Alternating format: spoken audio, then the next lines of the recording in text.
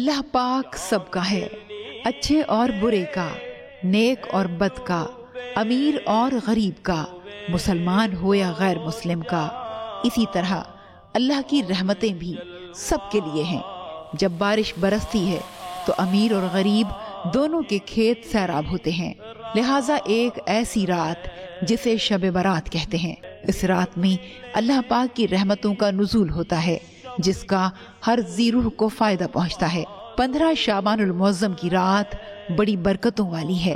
جو حدیث میں اور قرآن کی تفاسیر میں بعض جگہوں پہ جو آیا ہے وہ یہ ہے کہ اس رات کو ان لوگوں کے فیصلے ہوتے ہیں جنہوں نے زندگی یہاں جتنا وقت گزارنی ہے، جتنا ان کو رزق ملنا ہے، جتنی ان کو عزت ملنی ہے، جتنا مطلب ہے کہ انہوں نے اچھے کام کرنے ہیں، جتنی برائی کرنی ہے، یہ سارے کے سارے وہ فرشتوں کے سپورٹ کر دیے جاتے ہیں اللہ تبارک و تعالیٰ کی طرف سے۔ انا کننا مرسلین۔ تو یہ شب برات کا معنی یہ ہوتا ہے کہ اللہ کی طرف سے منادی ہوتی ہے اس رات کو کہ کوئی بخشش مانگنے والا ہے۔ کون ہے جو رحمت طلب کرے؟ کون ہے کہ آج جو رزق طلب کرے؟ کون ہے کہ جو آج بیماری سے صحتیابی مانگے؟ آج کون ہے؟ جب بندہ مانگتا چلا جاتا ہے پروردگار اس کو عطا کرتا ہے۔ جب کوئی ایونٹس آتا ہے تو سیل لگتی ہے، لوگ جاتے ہیں مارکیٹ میں پرچیز کرنے کے لیے، اور آج کی جو رات ہوتی ہے یا جیسی راتیں ہوتی ہیں، شب قدر ہوں، شب برات ہوں، لیلۃ الجائزہ ہو، لیلۃ الرحمہ ہو، لیلۃ البرکہ ہو، اس میں اللہ سبحانہ وتعالیٰ کی رحمت کی سیل لگی ہوتی ہے۔ اور مولا کائنات سیدنا علی حیدر کرار، ایک روایت کے راوی آپ فرماتے ہیں کہ اللہ سبحانہ وتعالیٰ اپنی شان کے مطابق پہلے آسمان پہ نزول فرماتا ہے، یعنی کہ مغرب سے لے کر طلوع فجر تک اللہ سبحانہ وتعالیٰ پہلے آسمان پہ نزول فرماتا ہے اپنی شان کے مطابق، اور وہاں سے اعلان ہو رہا ہوتا ہے کون ہے جو بخشش طلب کرے۔ شب برات میں نوافل و اذکار کی بھی بڑی اہمیت ہے اور اس مہینے کے روزوں کی بھی۔ امام فرماتے ہیں کہ اس شب میں جو رات کو جاگتا بھی رہے، سوئے نہ، تو اس کا دل اس دن کی جب لوگوں کے دل مردہ ہوں گے اس کا دل زندہ رہے گا، یعنی صرف بیداری بھی جو ہے وہ مہم ہے۔ اور امام زین العابدین علیہ السلام ارشاد فرماتے ہیں کہ اگر کوئی شخص چاہتا ہے کہ تمام 1,24,000 پیغمبروں سے مصافحہ کرے تو اس رات کو امام حسین علیہ السلام کی زیارت کرے۔ ہم تمہیں موقع دے رہے ہیں کہ چند راتیں بیدار رہو، بس عبادت کرو، تبھی تو آپ دیکھیں نا کتنی اہمیت ہے شب قدر کی کہ 1000 مہینوں سے افضل ہے۔ یعنی انسان 1000 مہینے کتنے ہوتے ہیں آپ کیلکولیٹ کرتے ہیں، 82 ایئرز ہیں، وہ 82 ایئرز ایک رات، وہ بھی پھر بھی افضل ہے، ایک رات پھر بھی افضل ہے 82، یعنی ایک رات میں 82 سال کا سفر میں طے کر سکتا ہوں۔ اب ہمیں تو بلیک ہول کے لیے پریشان ہے، پتہ نہیں کیسے جائیں گے، میں ایک عبادت رات کو جاگوں میں 82 سال آگے نکل سکتا ہوں۔ دین اسلام میں سورسز اسلامی تعلیمات کے وہ قرآن بھی ہے اور حدیث بھی ہے، اجماع بھی ہے اور قیاس بھی ہے۔ اس لیے مسلمانوں کو ان چاروں سورسز میں سے جس سورس سے کوئی تعلیم ملے گی یا کوئی عبادت کی رات ملے گی یا دن ملے گا وہ لے لیا جاتا ہے۔ یہ جو حدیث میں کہا گیا کہ اس رات اللہ تعالیٰ غروب آفتاب سے لے کر اور صبح تک ندا فرماتا رہتا ہے کہ کوئی مجھ سے بخشش مانگے، مغفرت طلب کرے، یہ تو روزانہ بھی ہوتا ہے، حدیث میں ہے روزانہ بھی ہوتا ہے، مگر وہ روزانہ طلوع غروب آفتاب سے نہیں ہوتا بلکہ وہ تہجد کا جو ایک آخری وقت ہے تہائی رات کا، یہ اس وقت ہوتا ہے۔ محدثین نے یہ فرمایا ہے، وضاحت کی، لیکن اس رات میں شب برات میں لیلۃ البرات میں غروب آفتاب کے وقت سے یہ آواز اللہ کی بارگاہ سے شروع ہو جاتی اور وہ جاری رہتی ہے۔ حدیث پاک میں ہے کہ رسول پاک صلی اللہ علیہ وآلہ وسلم نے شعبان المعظم کی 13ویں رات کو بارگاہ الہی میں اپنی امت کے لیے شفاعت کی درخواست کی تو 1/3 امت کی بخشش قبول ہوئی۔ پھر 14ویں شعبان کی رات دعا فرمائی تو 2/3 امت کی شفاعت عطا کی گئی۔ پھر 15ویں رات شب برات میں دعا فرمائی تو ساری امت کے حق میں شفاعت قبول ہو گئی، سوائے ان لوگوں کے جو رب کی اطاعت سے اونٹ کی طرح بدک کر بھاگ گئے، یعنی اللہ کی نافرمانی کر کے دور بھاگ گئے۔ جو نبی کریم صلی اللہ علیہ وسلم کی سنت سے ہٹ کے اعمال کرتے ہیں یا اللہ کے ساتھ شریک کسی کو بناتے ہیں، وَمَن يُشْرِكْ بِاللَّهِ فَقَدْ حَرَّمَ اللَّهُ عَلَيْهِ الْجَنَّةَ وَمَأْوَاهُ النَّارُ۔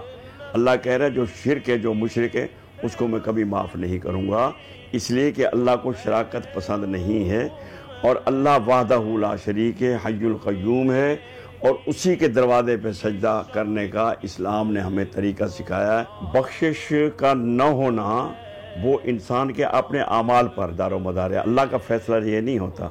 اللہ تو سب کے اوپر رحم کرتا ہے، اللہ تو جانوروں پہ بھی رحم کرتا ہے، انسانوں پہ بھی رحم کرتا ہے، اور ایک آدمی پوری زندگی گناہ کرتا رہتا ہے، لیکن 2 نفل نماز پڑھ کے ایک سجدہ جب کرتا ہے اور 2 آنسو جب اس کے نکلتے ہیں اللہ کے خوف سے، اللہ سے، تو اللہ اس کو معاف کر دیتا ہے۔ بہت اہم بات یہ ہے کہ ہم اللہ سے معافی کے طلبگار تو ہیں، لیکن اس کے لیے جس کردار کا مظاہرہ کرنا چاہیے اس کا مظاہرہ نہیں کرتے۔ معاشرے میں ہم دیکھتے ہیں کہ لوگوں کے رویوں میں کیا ہے۔ اگر سمجھ میں آ جائے نا تو بالآخر اللہ سے معافی مانگنی ہے نا، تو اللہ کے بندوں سے معافی کیوں نہ مانگ لی جائے؟ کیوں صدق دل سے معافی نہ مانگ لی جائے؟ کون بڑا ہے اور کون چھوٹا ہے وہ اللہ جانتا ہے، لیکن بڑا کوئی ہے یا چھوٹا ہے، ہمیں آگے بڑھ کر قدم بڑھا کر معافی مانگنے میں پیش رفت کرنی چاہیے، پھر اللہ ہم پر یقیناً بہت زیادہ کرم فرمائے گا۔ کہتے ہیں کہ دعا عبادت کا مغز ہے، بغیر دعا کی عبادت میں وہ تاثیر کہاں؟ تو کیا ہمیں دعا مانگنے کا سلیقہ اور طریقہ آتا بھی ہے یا نہیں؟ جب تک دعا مانگنے کے اصولوں سے ہم بہرور نہیں ہو جاتے تو دعا کس طرح قبولیت کی منزل تک پہنچے گی؟ عادت اور عبادت میں فرق ہے۔